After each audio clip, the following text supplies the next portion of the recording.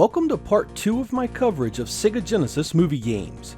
Here we go over more games based on theatrical releases of films from the 1980s and 90s. Some good, some not. Let's get started.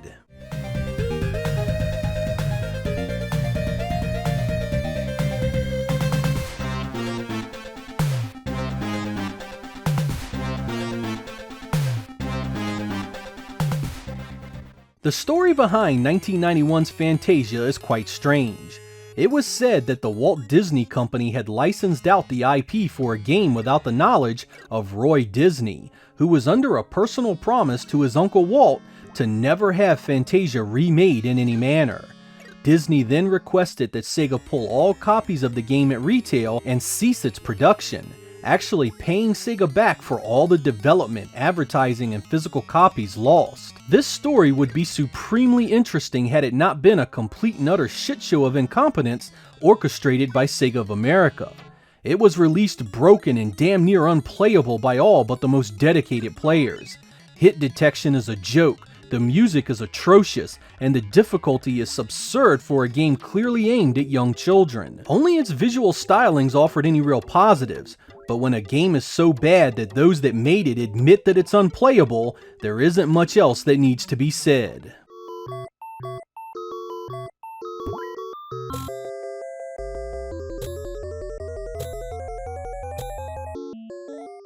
Early Genesis games tended to be a joy if for nothing more than they offered unique experiences you couldn't play on any other console.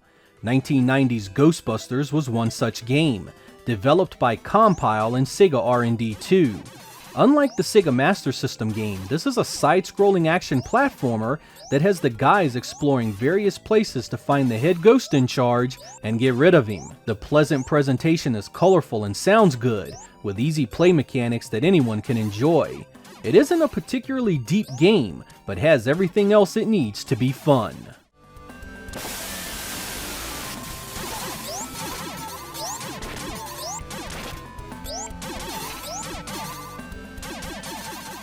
Sometimes you just had to shake your head at some of the stuff Sega of America thought was worth releasing to its dedicated fan base.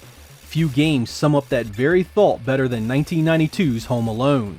Sort of a hybrid of a platformer and strategy game, you need to survive the time limit while the wet bandits attempt to plunder your neighborhood.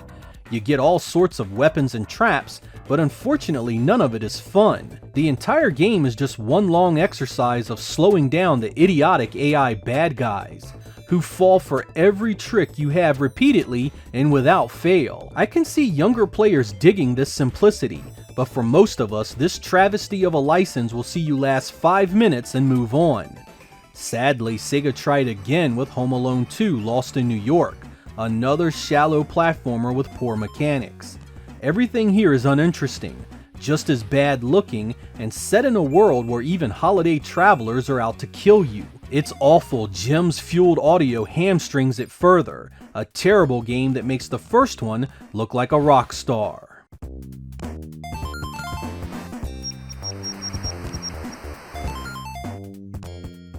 Core Design would do the honors importing 1993's Hook. This was another classic example of a movie game that wasn't bad, yet nothing great either. The gameplay is standard fare with not a lot of variety or any form of extras to keep things interesting. The gameplay is too slow and floaty with what feels like moon gravity. The graphics are kinda blah too, but I didn't mind the sound as much as I thought I would. A Sega CD version exists as well with music from the movie. It's okay.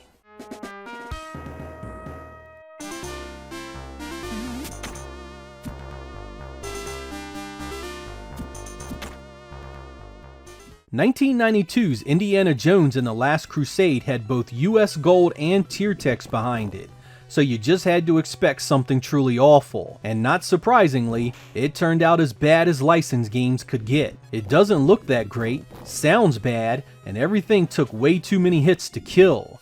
It has that irritating stage design of water killing you, both on the ground and on the ceiling, and the infuriating difficulty makes even the early stages hard, giving you next to no chance to get used to the gameplay before you want to quit. I would recommend that you try this before you think about buying a copy. I was expecting one of the worst games I'd ever played, and it did not disappoint.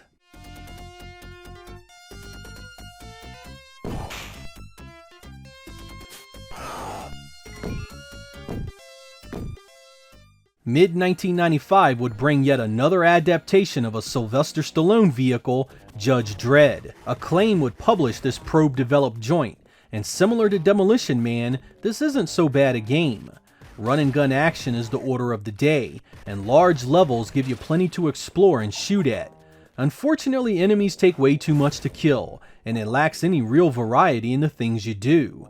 You run around and shoot the same things for the entire game, not really encountering any unique boss battles or anything to break up that repetition.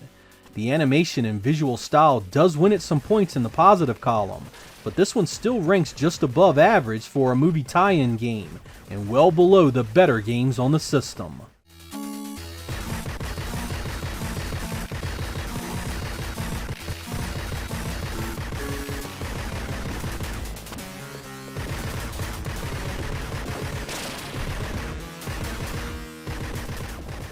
Virgin Interactive and Disney Software would come together again for the 1994 game based on The Jungle Book. Like most of these Disney games, you get superb animation and presentation. It doesn't play too dissimilar from The Lion King. Basically lots of platforming, climbing, and cute enemies. Lots of little movie touches and things to do really elevate this above the common doldrums of the genre, and I recommend it highly. Only its gems-driven music disappoints overall.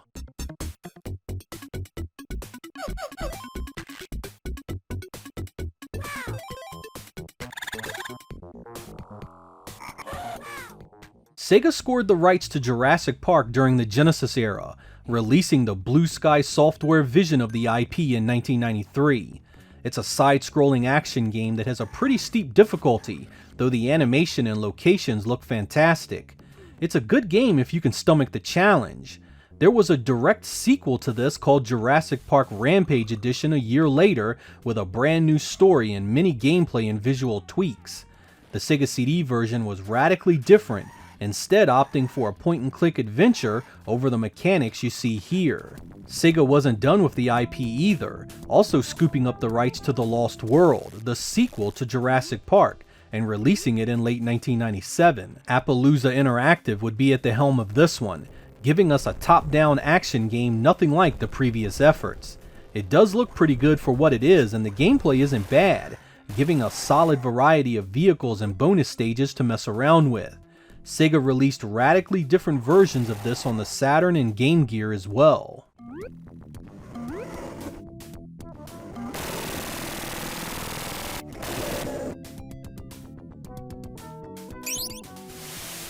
I wasn't too big a fan of the film The Last Action Hero, and when the 1993 Genesis game was released, I wasn't a fan of that either. Published by Sony ImageSoft and developed by Bit Studio, it's a side-scrolling action game with pitiful gameplay, terrible sound, and weak graphics. Its dull and boring gameplay mechanics sealed its fate as a bad experience, and is one of the worst games I played in this episode. Only those poor kids stuck with it as a Christmas present could have ever found any enjoyment here.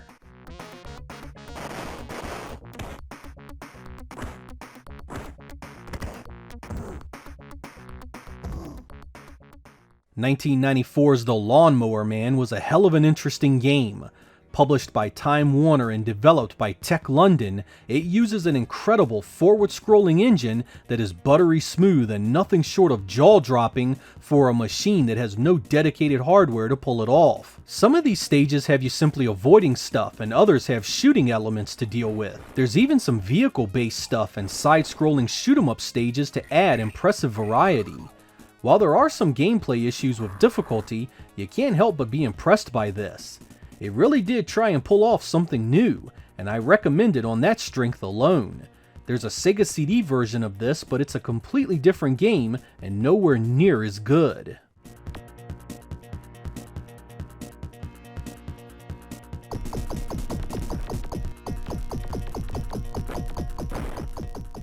Virgin Interactive, Westwood Studios, and Disney Software would all come together for 1994's The Lion King.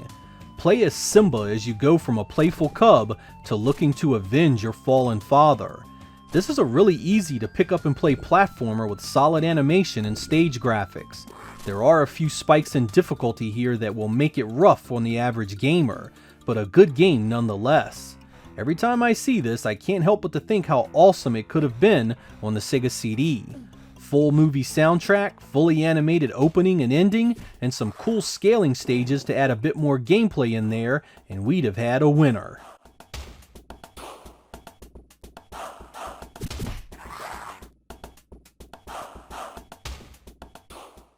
In 1994, Sony ImageSoft and Bit Studio would curse the world of Sega Genesis ownership with the awful Mary Shelley's Frankenstein. It makes Bram Stoker's Dracula look like Castlevania Bloodlines. I'll waste no more of my time or yours on it.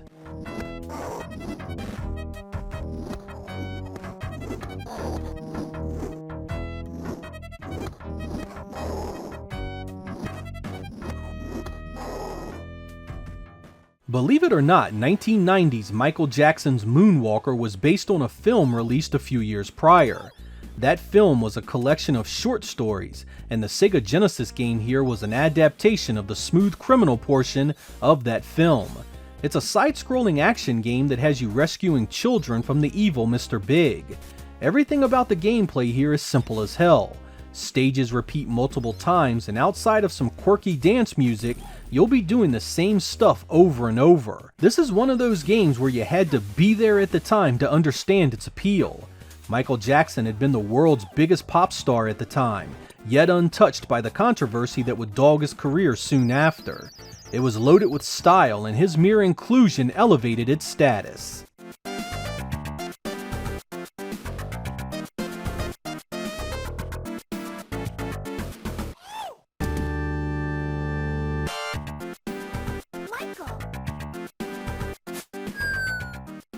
In 1995, Sims and Band Presto would come together to make a game adaptation of Mighty Morphin Power Rangers the movie. It's a beat-em-up in similar style to something like Streets of Rage, with both human and mech battles. There are a ton of issues with this game, including lack of enemy variety, lack of challenge, and it's too short. But you know what? I don't care, because this game looks good and has an absolutely killer soundtrack. Many will blow through this and move on unimpressed, but it's a great one to play with your kids thanks to its two-player co-op. Turn up the sound and enjoy it while it lasts.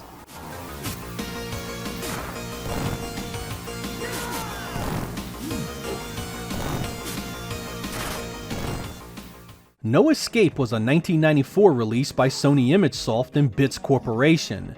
This side-scrolling adventure has you searching an island for the parts you need to make your escape.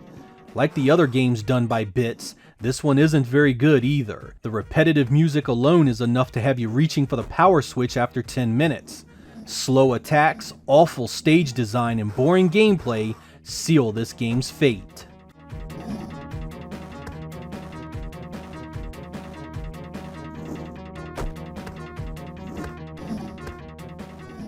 Fox Interactive and Prove would get together to release the Pagemaster in 1994. I was expecting to thoroughly hate this from the moment I began, but you know, it isn't half bad. The animation and overall feel is very similar to a number of Sega's Disney titles, and the gameplay is kid-friendly. There is also some really cool forward scaling levels that are really smooth and look great, definitely adding some visual flair. It isn't a great game by any means, but considering how bad its potential was, I'll take it.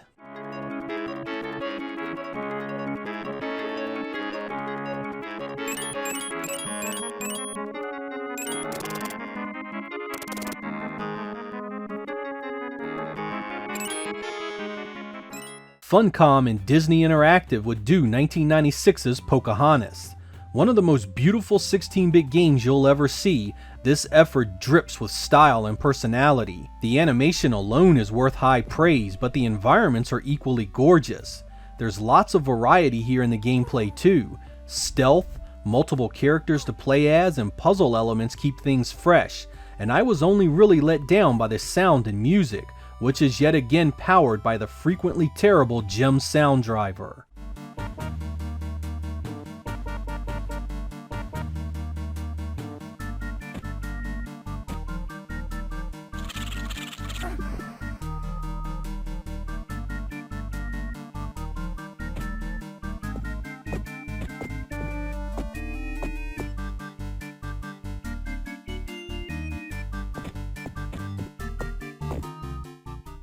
We are over halfway through my coverage of Sega Genesis movie games, but there is still one more part to go.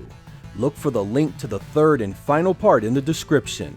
I'm Sega Lord X. Thank you guys for watching, and I will catch you next time.